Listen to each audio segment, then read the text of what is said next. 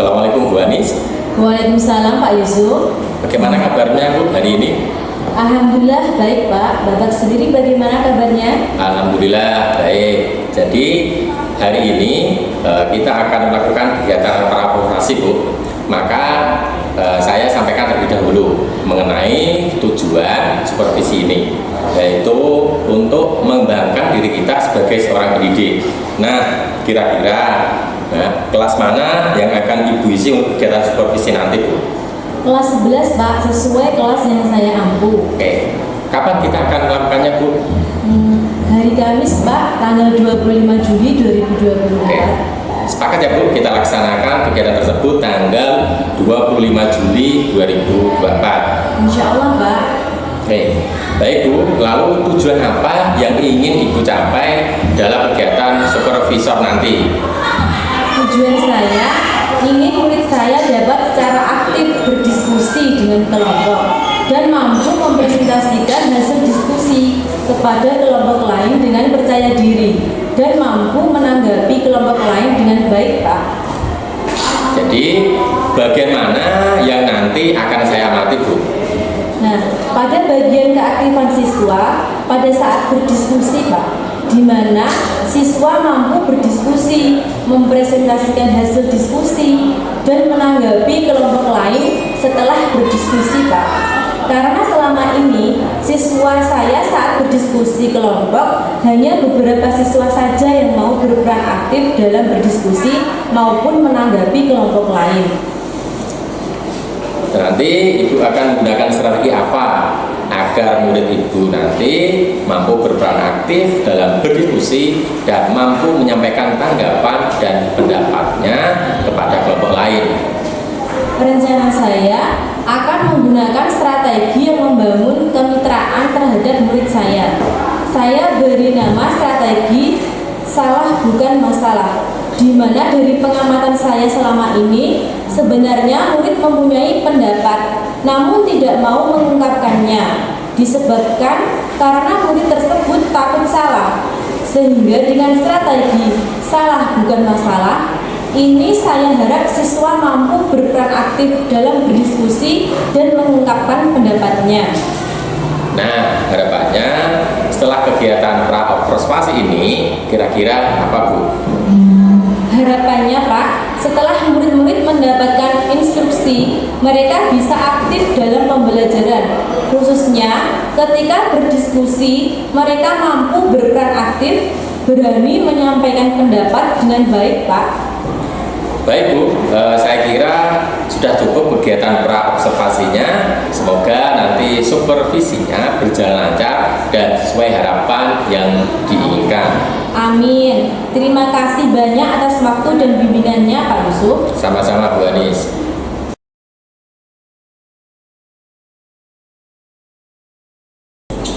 Assalamualaikum warahmatullahi wabarakatuh. Waalaikumsalam warahmatullahi wabarakatuh. Bagaimana kabarnya hari ini?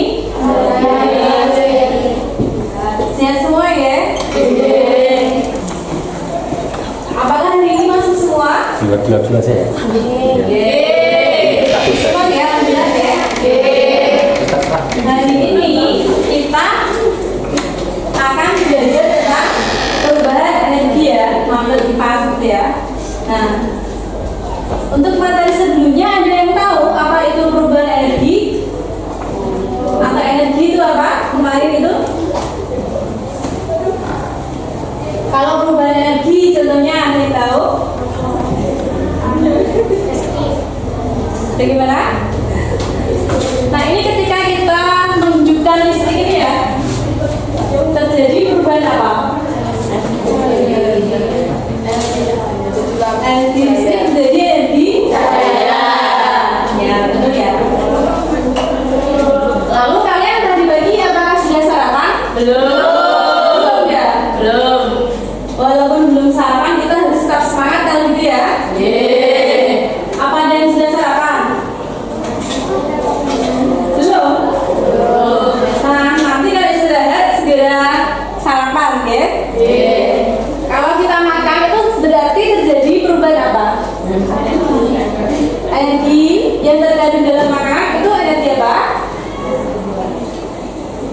karbohidrat itu ya, karbohidrat itu berarti energi kimia ya, akan mengalami metabolisme di dalam tubuh lalu kita gunakan untuk beraktivitas, berubah menjadi energi gerak ya. Nah, hari ini kita akan belajar tentang perubahan energi. Nah, ini selanjutnya ini bisa kita lihat videonya ya. Hari ini kita akan belajar tentang Perubahan energi. Tujuan pembelajaran hari ini yaitu peserta didik mampu merancang serta membuat produk yang berkaitan dengan energi dan perubahannya.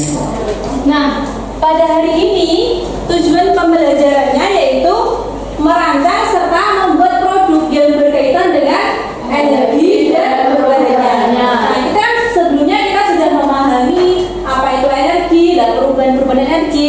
Nah, ini kan motto proyek IPAS, jadi kan harus ada suatu proyek. Nah, kita proyek hari ini yaitu membuat produk yang berkaitan dengan energi dan perubahannya. Nah, kalau bisa malah dikaitkan dengan kompetensi keahlian kalian yaitu DKV ya. DKV kan banyak yaitu perubahan-perubahan energi yang terjadi.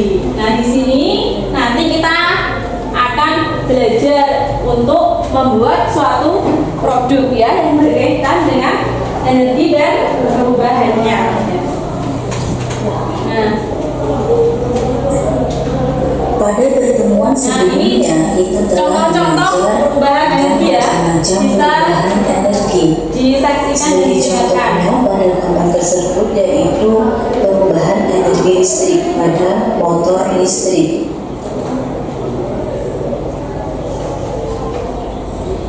Motor listrik berfungsi untuk mengubah energi listrik menjadi energi gerak mekanik. Penggunaan motor listrik ini banyak dijumpai pada peralatan rumah tangga dan industri, seperti pada kipas angin, pompa air, dan mesin cuci. Contoh yang kedua yaitu pada loudspeaker. Munculnya suara dari radio, televisi, dan peralatan audio lainnya tentu berkat adanya loudspeaker. Loudspeaker mengubah sinyal listrik yang masuk menjadi getaran pada frekuensi yang dapat didengar oleh telinga manusia, yaitu antara 20 Hz hingga 20 kHz. Komponen loudspeaker terdiri atas paperphone, suspension, voice coil, magnet permanen, dan kerangka speaker. Ketika voice coil menerima sinyal listrik dari amplifier, akan dihasilkan medan magnet yang berinteraksi dengan magnet permanen. Interaksi ini menyebabkan getaran pada peppercorn hingga menimbulkan suara. Contoh selanjutnya yaitu perubahan energi kalor pada pembangkit listrik tenaga panas bumi atau disingkat dengan PLTP.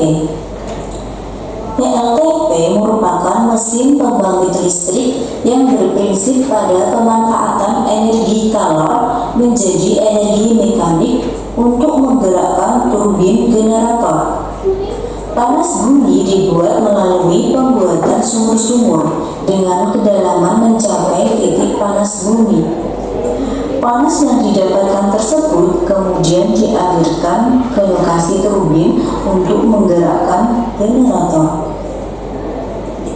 Sesuai dengan tujuan pembelajarannya yaitu merancang serta membuat produk yang berkaitan dengan energi dan perubahannya. Pada kali ini produk yang dihasilkan yaitu miniatur kapal uap. Adapun alat dan bahan yang digunakan yaitu antara lain gunting, kaleng bekas, solder, tenol, spidol, kertas, lilin ataupun sumbu berminyak, korek api, ember, dan air. Adapun cara pembuatannya yaitu antara lain yang pertama menyediakan alat dan bahan, kedua meluruskan kaleng, Ketiga, membuat pola kapal di atas kertas lalu digambar pada kalengnya. Langkah keempat yaitu membuat pola ruang bakar atau kettle. Kelima, membuat pola pipa saluran buang mencorong asap. Langkah keenam yaitu memotong kaleng sesuai pola yang sudah dibuat. Langkah yang ketujuh yaitu merangkai pola yang telah dibuat tadi dengan memanfaatkan solder beserta tenor sampai jadi bentuk perahu. Langkah yang kedelapan yaitu membuat tempat lilin ataupun sumbu.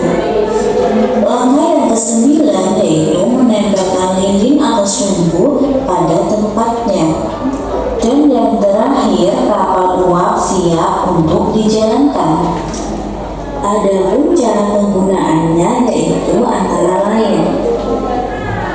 Langkah yang pertama yaitu mengisi ember dengan air sampai hampir penuh. Lalu memasukkan air ke dalam kettle melalui pipa saluran buang. Selanjutnya yaitu menaruh kapal uap ke dalam ember yang berisi air, lalu menyalakan lilin dan menaruhnya di bawah kettle. Selanjutnya membiarkan air di dalam kettle sampai panas. Setelah air panas, air terdorong keluar dan kapal akan bergerak. Adapun prinsip kerja miniatur kapal uap ini yaitu suhu menyatakan tingkat panas dinginnya suatu benda. Ketika air di dalam kettle dipanaskan, terjadi perpindahan kalor secara konveksi. Pada saat air dipanaskan, air di dalam kettle akan memuai. Temperatur air yang ada di lingkungan kapal lebih rendah daripada yang ada di dalam ruang kettle mini. Maka air dari dalam kettle yang terdapat uap yang sudah dipanaskan mendesak keluar dari ruang kettle sehingga kapal akan bergerak. Pada miniatur kapal uap ini terjadi perubahan kalor menjadi energi mekanik gerak. Demikianlah miniatur kapal uap yang telah dibuat. Kalian bisa membuat proyek ataupun produk lain yang berkaitan dengan. Nah, ini salah satu contoh produknya ya. Nah, nanti kalian bisa merancang suatu produk ya. Nanti kita bentuk kelompok. Nah, produk nanti itu ada kaitannya dengan energi dan perubahannya. Lalu kalau bisa berkaitan dengan keahlian kalian yaitu DKP ya. Dan lebih bagus lagi kalau produk tersebut bisa dijual ya, bisa dipasarkan. Jadi malah kita mendapatkan keuntungan ya. Di sini kita bisa belajar ya, belajar kipas ya, belajar kewirausahaan juga ya, kan bisa dipasarkan kalau produk kalian itu banyak diminati oleh masyarakat. Nah, sekarang kalian silakan membentuk kelompok ya untuk merancang suatu produk. Kelompoknya sesuai yang telah kita sepakati kemarin itu ya. Ini saya kasihkan kertas untuk kalian menuliskan suatu produknya ya, merancang suatu produknya ya. Nah, dibentuk kelompok seperti kemarin itu ya.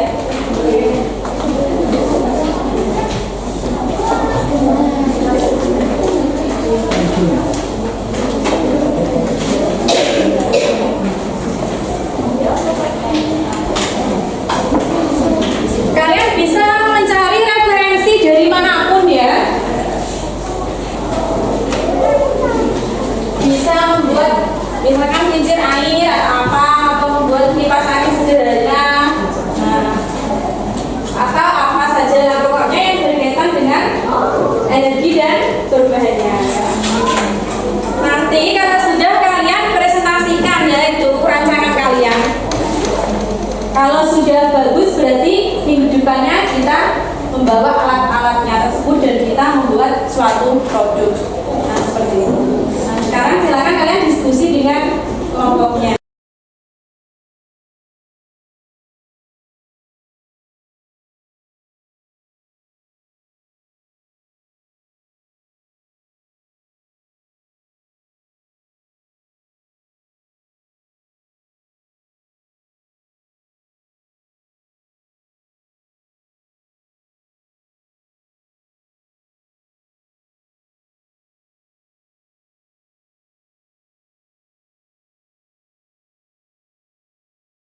Saya di sini akan mempresentasikan hasil diskusi kami yang ingin membuat kipas angin mandiri. Nama kelompok Zamzam Mauludul Jannah, Dinda Nuri Salama, Anggi Juliana Eka Putih, Yunia Alifianti, Rafiatus Zahra, Fira Firunisa. Bahan-bahan yang perlu disiapkan adalah stik bekas es krim, lem tembak, botol bekas, batu baterai, dinamo, dan wadah baterai. Langkah-langkahnya adalah: pertama, siapkan bahan-bahan yang digunakan untuk membuat potong stik untuk membuat ruas kipas angin, gabungan 3 buah stik untuk membuat tiang kipas angin. Langkah kedua, potong botol bekas sesuai kreasi kalian hingga menyerupai kipas. Langkah ketiga, rangkai potongan-potongan yang telah kalian buat menggunakan lem tembak pada wadah baterai. Langkah terakhir, coba uji kipas apakah bisa menyala atau tidak.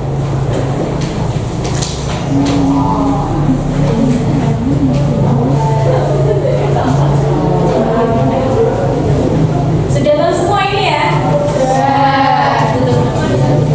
Sekian dari saya, apabila ada kesalahan mohon dimaafkan. Nah, ini salah satu contoh produk dari teman kalian ya, membuat kipas angin mandiri. Nah, kalian juga sudah membuat semua ya, ini rancangannya? Kalau sudah membuat semua, berarti minggu depan kita membawa alat dan bahannya ya. Nanti kita praktekkan di sini. Kan banyak di sekitar kita kan banyak yang kita temui ya, terjadi perubahan energi itu ya. Nah, ada yang ditanyakan? Sudah tahu semua ya? Jangan lupa besok depan membawa alat dan bahannya ya. Kita akan di sini.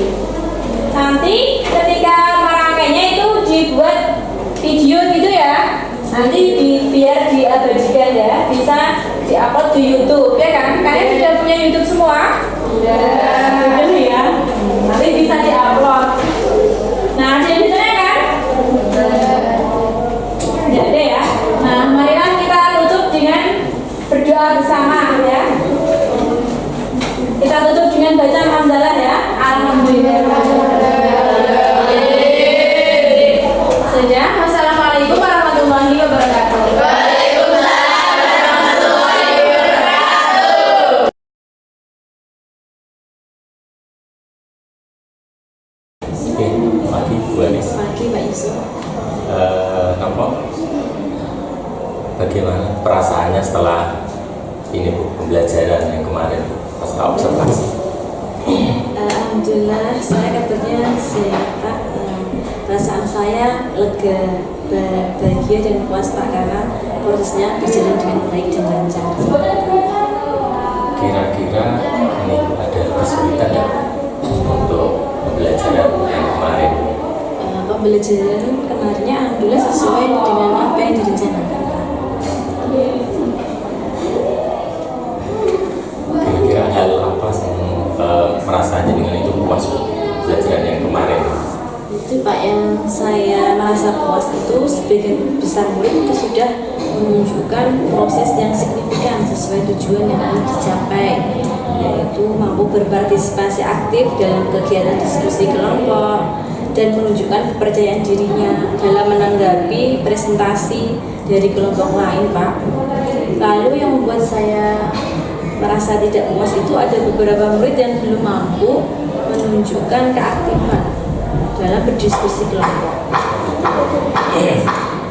Kira-kira dari pandangan Ibu sendiri, ketercapaiannya itu seperti apa? Ketercapaian siswanya itu sebagian sudah tercapai, meskipun ada beberapa yang belum mencapai kompetensi yang dibutuhkan. Itu disebabkan mungkin karena belum memahami mereka yang memiliki perbedaan keragaman seperti itu. Oke, selanjutnya gini, kira-kira yang menjadi selama proses pembelajaran, kira-kira kesulitan apa yang dihadapi siswa? Ya, kesulitannya itu ada siswa pada saat pembelajaran itu ada siswa yang membutuhkan siswa seharusnya itu membutuhkan alat peraga yang menguatkan pemahaman mereka agar mudah memahami materi yang diajarkan. Ketika jenengan dihadapkan dalam kesulitan seperti itu, terus tidak lanjut atau cara antisipasinya kira-kira seperti apa? Antisipasinya itu mungkin saya akan belajar dengan guru senior Pak, atau guru lain yang lebih mampu mengenal bagaimana menyusun RPP berdiferensiasi yang tepat agar keberagaman belajar siswa itu lebih terpenuhi, sehingga berdampak pada hasil belajarnya. Oke. Kira-kira Bu, kegiatan observasi ini hasil yang didapatkan itu apa? Menurut saya itu yang saya dapat itu banyak sekali ya Pak ya. Di antaranya saya jadi mengetahui sejauh mana kompetensi saya sebagai guru dalam melayani siswa agar mereka mampu belajar dengan nyaman sesuai yang diharapkan. Selain itu bisa mengetahui kekurangan dan kelebihan proses pembelajaran yang selama ini saya harapkan. Dalam proses pembelajaran yang kemarin, ini kan ada beberapa kesulitan-kesulitan tadi yang jenengan sampaikan.